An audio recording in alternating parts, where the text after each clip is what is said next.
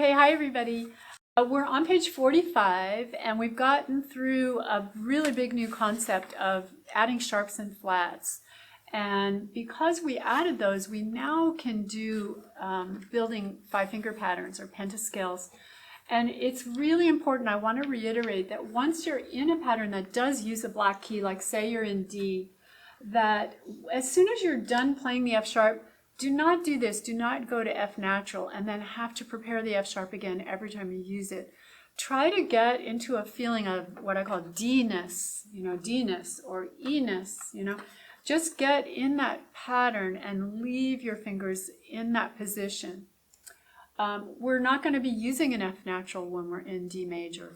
So why prepare a note that you're not going to be using? So let's take a look at 45. Another new concept is that when you have a sharp in a measure, it's going to last through the whole measure. So I'm going to skip number 1 for right now because it doesn't have any sharps or flats. Look at number 2, and it's for the left hand because it's in the bass. And it says D major. Capital M automatically means major. So DM means D major. And put your hand in D major. This piece has a lot of concepts that we've learned up until now. It's got a new five-finger pattern. It's in the bass, it's left hand, and it starts with an upbeat. It starts with beat 3 because there's only one beat in the measure. So 1, 2, 3, up a third, keep the F sharp.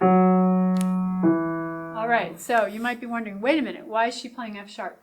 Once you have a sharp in a measure or a flat, you're going to keep it for the whole measure. And as soon as you get to the bar line, that sharp or flat is canceled out. And if the composer wants another sharp in the next measure, they have to write it again.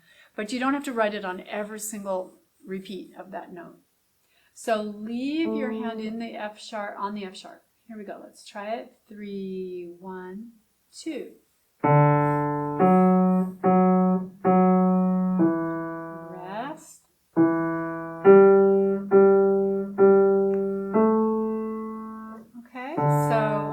I recommend doing all of these a couple of times until you feel like your reading is really getting competent.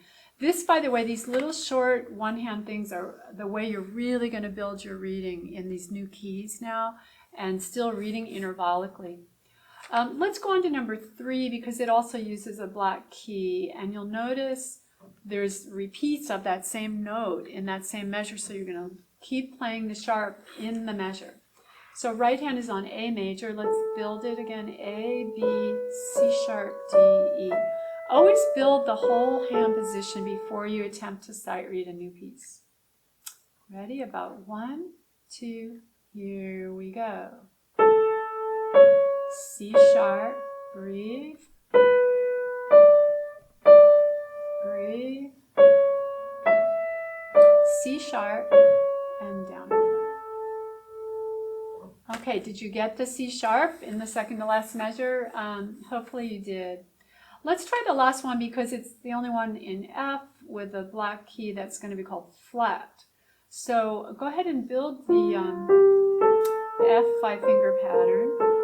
This one, I'm just going to tell you, it's a little less comfortable for right hand to do F major because you have to hook your elbow. Notice my elbow's out a little further.